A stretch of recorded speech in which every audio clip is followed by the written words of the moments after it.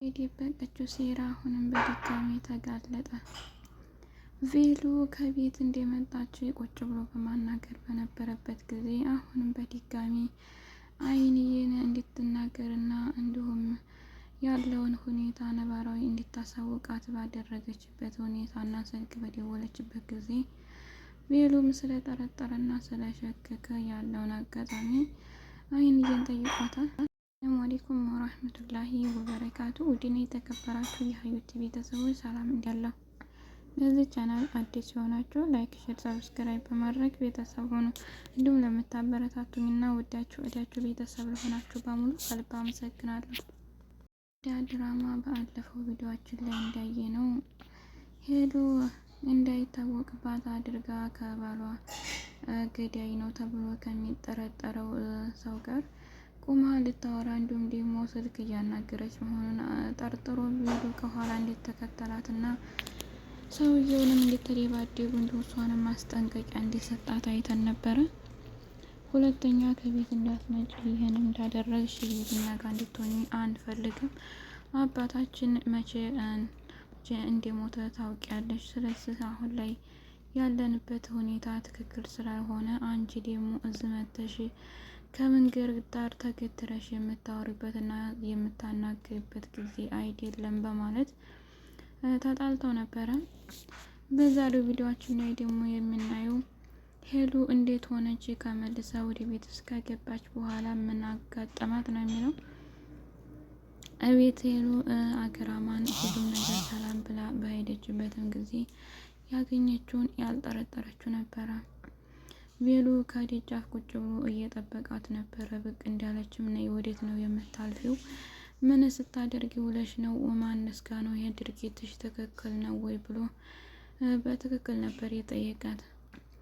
ሄሉ ምን አደረግኩኝ? እኔ ምንም ላደርግ አልችልም፣ ምንም አላደረግኩም።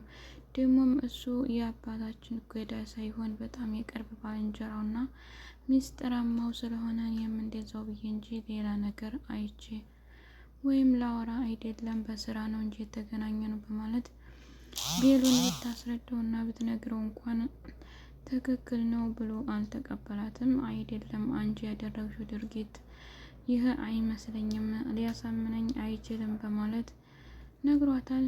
ያው ሄሉም በእርግጥ ለስራ ምክንያት አይደለም ያደረገችው ድርጊት ከማንም ጋር ልትሆን ወይም ደግሞ ይህንን አይነት ፈልገው ስራ ልትሰራ ሳይሆን ያው ማንም ሰው ተቆጣጣሪ ከሌለውና ባልተቤቱ ጋር ካልሆነ ማንም ሰው እንደሚፈልገው ለመወስለት ስለፈለገች እንጂ ሌላ ነገር ፈልጋ አይደለም። ግን ቬሎ ነቅቶባታል።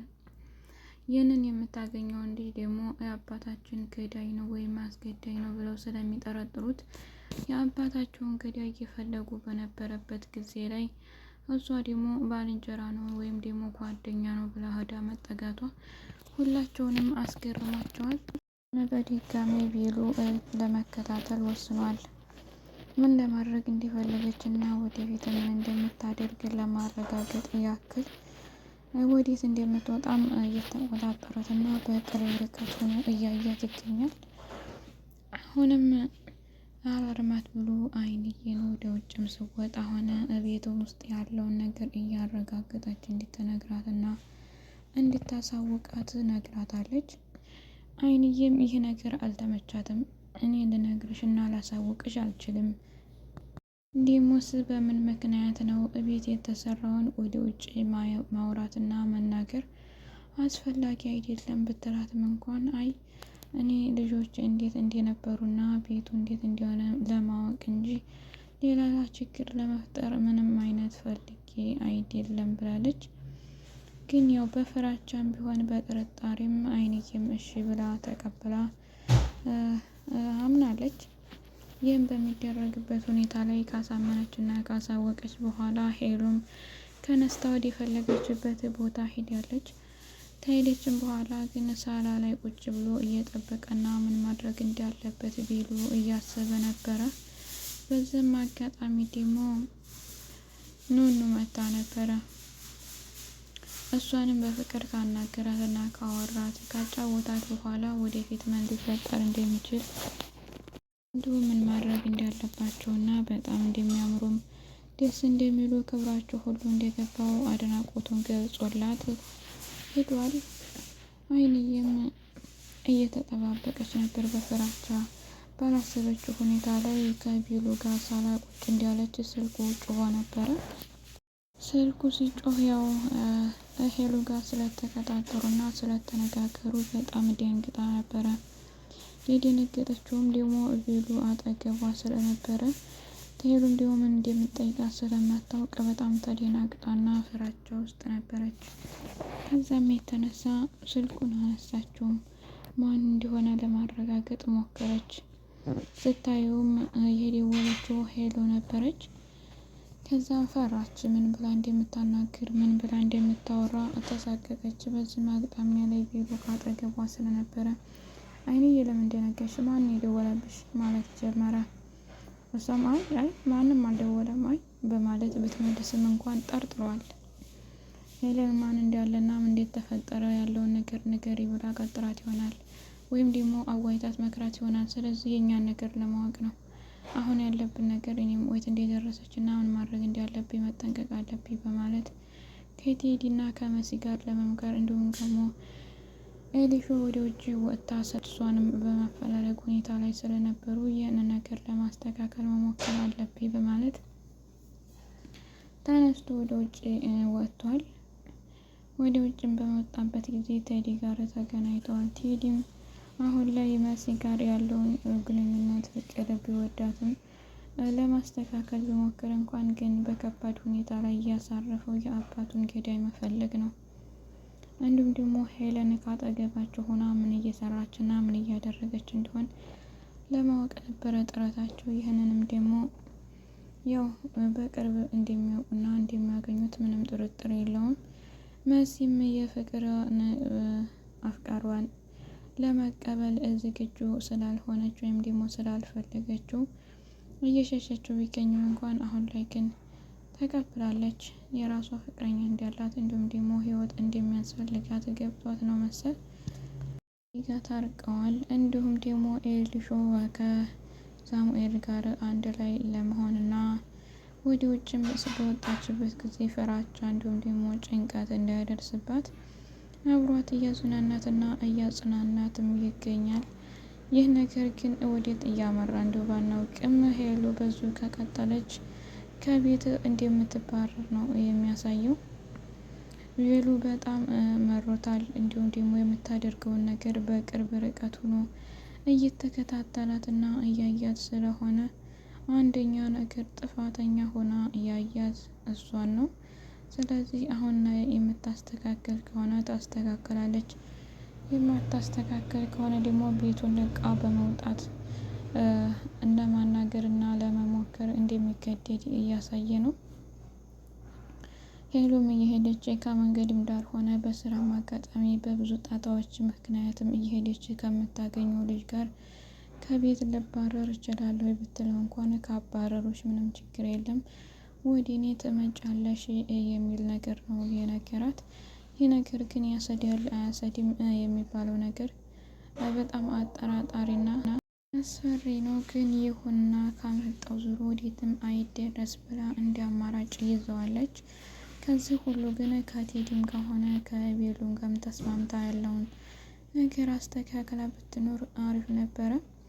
ኑኑዬና እንዲሁም ደግሞ ከዚህ ወይም ደግሞ አይንዬ በጣም ደስ የሚሉ ክብብርን የተሞላበት ቤተሰብ እንዲሁም ደግሞ ከአብሯቸው የሚኖረውን ሰው የሚያስቡ የሚያስደስቱ በመሆናቸውም ቤሉ በጣም ወዷቸዋል። እንዲሁም ኑኑን በጣም ነፍስ ማወቋንና ያላትን አስተሳሰብ እንዲሁም ደግሞ ለሰው ያላትን ክብር በማየት በጣም ተገርሟል። እንዲሁም ደግሞ ወደፊት ምንም ችግርና መከራ ቢደርስባት ተጎኗ ሆኖ ለመጋፈጥ የደረሰባትን ነገር ካጠገቧ ሆኖ እንደሚመክትላት እና እንደሚመልስላት እያሳወቃት ነበረ። ይህም አሁን ላይ በጣም ደስ ብሏታል። ቤሉ ካጠገቧ ስለሆነ ደስተኛ ናት። እንዲሁም ችግርን ቢደርስባት የልቧንና እንዲሁም የውስጧን ለማማከር የምትፈልገውን ለማውራት እንዲሁም ደግሞ በአጋጣሚ ሆነ ባገኘባት ቦታ ለሆነ ፍቅሩን ስለሚገልጽላት በጣም ደስተኛ ሆናለች።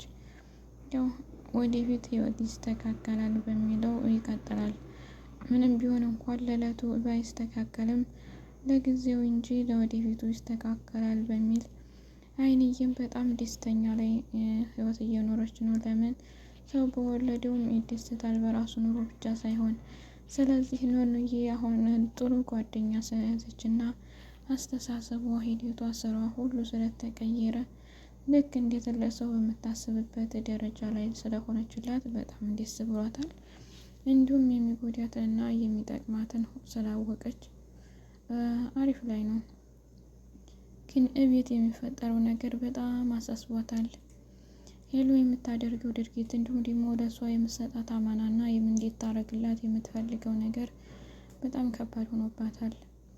ከቤት ውስጥ ደግሞ ቤሉም እየጠየቃት ስለነበረ በቅርብም ሆኖ የልጇ ፍቅረኛ እንዲሁም ደግሞ የሚቸግራቸውንም ሁሉ ለማሟላት እየታገለ ስለሆነ ደግሞም የአባታቸው በቅርብ ስለሞተባቸው ያንን ነገር አልፋ ለሄሉ አብራና አግዛ አላስፈላጊ የሆነ ነገሮችን እንዲታደርግ ፈቃደኛ አልሆነችም። በውስጧ ያው ግን ተላይ እሺ የምትለው ውስጧ እየተጨናነቀ ቢሆንም ተቀብለዋለች። ግን ያልተመቻት ነገር አለ። በዙ ተቀጠለና እንዴት የሚሆን ከሆነ ግን ቤቱን ለቃ ልጆቿን ይዛ ትወጣለች ነው የሚታሰበው። ያው በጊዜው ግን ቴዲም ሆነ ቤሉም ተከታትለው የሄሉን መዳረሻ ማሳወቅ ከቻለች በስርዓት እንድትቀመጥ፣ ካልቻለች ደግሞ ከቤት ለቃ እንድትወጣ የሚለውን ውሳኔ እኔም ተስማምቼበታለሁ። ግን ትክክል አይደለችም። ያው የሁላችንም ፍላጎት ቢሆን ግን ቴዲና መሲ አብረው ቢሆኑና የሚመጣባቸውንም ችግር መከራ ቢጋፈጡ ልክ እንደ ኑኑና እንደ ቤሉ በአንድ ላይ ሆኖ እንደሚያሳልፉት ጊዜ በአንድ ላይ ቢሆኑ ለሁሉም ጊዜ ያለው በሚል ሁኔታ ላይ ለራሳቸውን ጊዜ ሰጥተው ቢወያዩና ቢመካከሩበት አሪፍ ነው የሚል ሀሳብ አለኝ። ብቻ አላውቅም ሄሉ እያደረገች ያለችውን ነገር ዙሮ እንዴት ተነቃባትና ሴራው እንዴት ተጋለጸባት አውቃ መጠንቀቅና ከስራዋ ብትቆጠብ አሪፍ ነው የሚል ሀሳብ አለኝ።